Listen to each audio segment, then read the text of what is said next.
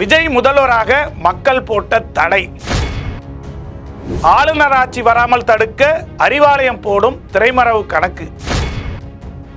விஜய் காங்கிரஸ் மற்றும் கம்யூனிஸ்ட் கட்சிகளுடன் இணைந்து ஆட்சி அமைக்க தயாராகிறார். ஆனால் டெல்லியோ முட்டுக்கட்டை போட்டு வேலுமணி தலைமையில் அதிமுகவில் இருந்து 20க்கும் மேற்பட்ட எம்எல்ஏக்களை அனுப்பி வேலுமணியை துணை முதல்வராகவும் விஜயை முதல்வராக்கவும் பனையூருக்கு டெல்லியில் இருந்து அறிவுறுத்தப்பட்டதாகவும் ஏன் அச்சுறுத்தப்பட்டதாகவும் தகவல் வருகிறது. அதன் அடிப்படையில் தாவேகாவை சுற்றி போடப்பட்டு வரும் டெல்லியின் கணக்கும் அறிவாலய கணக்கும் என்னென்ன, அதன் விளைவுகள் என்னவாக இருக்க போகிறது என்பதை முழுவதுமாக காணலாம். பாருங்கள். ஆச்சி மசாலா. எந்த சமையலும் ருசி தேடும் ரகசியம். 20 ரூபாய்.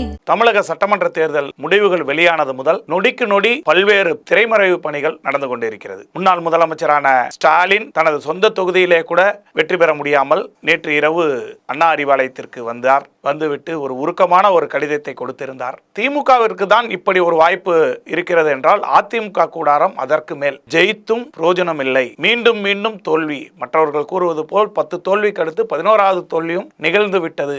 இனி அதிமுக என்னவாகும் என்ற ஒவ்வொரு அதிமுக தொண்டனிடமும் ஒரு பயம் இருக்கிறது. அது மட்டுமல்லாமல் புதிய முதலமைச்சராக விஜய் பொறுப்பேற்பார், தமிழகத்தில் விஜய் அலை அடித்திருக்கிறது, விஜய் சுனாமி அடித்திருக்கிறது என்றெல்லாம் கூறினாலுமே கூட மக்கள் விஜயை 108 சீட்டில் கொண்டு வந்து நிறுத்தியிருக்கிறார்கள். விஜய் பேசுவதெல்லாம் பேசலாம், ஆனால் உங்களை வைக்க வேண்டிய இடத்தில் வைக்கிறோம் என்று தமிழக மக்கள் அவருக்கான அரசியல் பாடத்தை கற்றுக் கொடுக்க துவங்கிவிட்டனர். அவரை 10 இடங்கள் குறைவாக கொடுத்திருக்கிறார்கள். ஜெயித்தும் பிரயோஜனம் இல்லாத நிலையில் விஜய் இருக்கிறார் தமிழக அரசியலில். இப்பொழுது திமுக கூடாரம் தாங்கள் எதிர்க்கட்சி தான், எதிர்க்கட்சி தலைவர் உதயநிதி ஸ்டாலின் என்று அவர்கள் செட்டில் ஆயிட்டு அடுத்த வேலை செய்கிறார்கள். கூட்டணி கட்சியினரை எல்லாம் அழைத்து அவர்களோடு கலந்து ஆலோசனை கூட்டத்தை காலையில் முடித்து விட்டார். விஜயோ என்ன செய்வது என்றும் எப்படி செய்வது என்று தெரியாமல் வெளிப்பிதுங்கி இருக்கிறார். செங்கோட்டையன், ஆதவ் அர்ஜுன் மற்றும் புஷி ஆனந்த், ஜான் ஆரோக்கியசாமி மற்றும் அருண்ராஜ் போன்றவர்கள் எல்லாம் கூட வைத்துக் கொண்டு பல்வேறு விதமான கணக்குகளை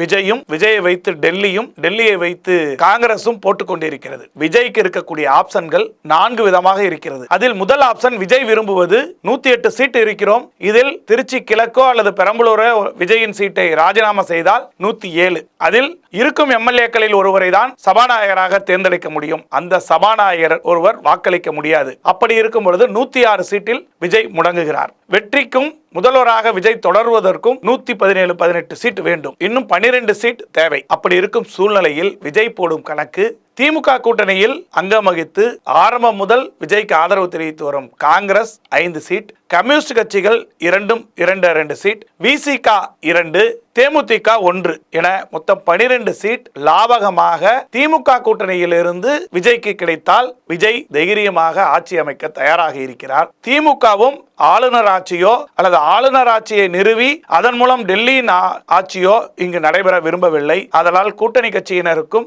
லாபகமாக திமுகவை அனுப்பிவிடவும் தயாராக இருக்கிறது. நேற்று மாலை முதல் போட்ட இந்த கணக்கு என்பது அறிவாலயத்திலும் பனையூரிலும் வெற்றி கணக்காக போய்கொண்டிருந்த நிலையில் இனி ஆட்ட நாயகன் நீங்கள் அல்ல, ஆட்ட நாயகனே நாங்கள் தான் என டெல்லி செக் வைத்திருக்கிறது. டெல்லி கொடுத்த அதிரடி ஆட்டத்தினால் தான் விஜய் காலையில் மெயில் கொடுத்ததாக கூறப்படுகிறது. 15 நாட்கள் எங்களுக்கு பதவியேற்க வேண்டும் என ஆளுநருக்கு மெயில் அனுப்பியதாக தகவல். ஆளுநர் நாளை தமிழகம் வருகிறார். வந்தவுடன் ஆளுநரை வைத்து டெல்லி ஆட போகும் ஆட்டம் தான் இப்பொழுது திரைமறைவில் பேசப்பட்டு வரும் பரபரப்பான ஆட்டம். ஏனென்றால் டெல்லி நினைத்தால் மட்டுமே விஜய் முதல்வர், இல்லை என்றால் இங்கு யாரும் ஆட்சி கட்டிலில் அமைய முடியாது. சட்டமன்றம் முடக்கப்படும். 6 மாதத்திற்கு பின்பு என்ன வேண்டுமானால் நடக்கலாம். ஏன் டெல்லி விஜயை முழுவதுமாக விடமாட்டுகிறது என்றால் விஜய் ஒரு கிறிஸ்டியன். அவர் பதவியேற்பதில் டெல்லிக்கும் RSSக்கும் மிகப்பெரிய கருத்தொற்றுமை இல்லை. அவரை ஏற்க மறுக்கிறார்கள். அது மக்கள் செல்வாக்கில் அவர் வெற்றி பெற்று வந்திருந்தாலுமே கூட அவர் ஆன்மீக தலங்கள் அனைத்திற்கும் செல்வதனால் அதற்கு கூட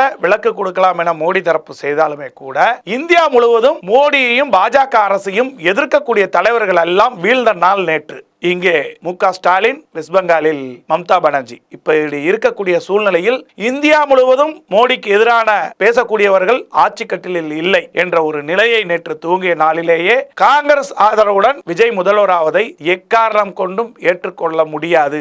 மாற்று திட்டத்தை நீங்கள் கொடுங்கள் அல்லது நாங்கள் கொடுக்கிறோம் என பாஜக ஒரு திட்டத்தை கொடுத்திருக்கிறது. அதாவது காங்கிரஸ், கம்யூனிஸ்ட், விசிக, தேமுதிக போன்ற கட்சிகளை எல்லாம் இணைத்து நீங்கள் போடும் கணக்கு என்பது செல்லாத கணக்கு. கணக்கு. இதை நாங்கள் ஏற்க முடியாது. ஆளுநரிடமிருந்து எந்த அழைப்பும் உங்களுக்கு வரப்போவது இல்லை. மக்கள் முழுவதுமாக உங்களை முதல்வராக ஏற்க வைக்கவில்லை என்பதையெல்லாம் அவருக்கு அறிவுறுத்தியதாக நைட்டே தெரிந்திருக்கிறது. இதிலும் முடிவாக அவர்கள் கூறிய கணக்கு, நீங்கள் ஆட்சி அமைக்க தயாராகுங்கள்.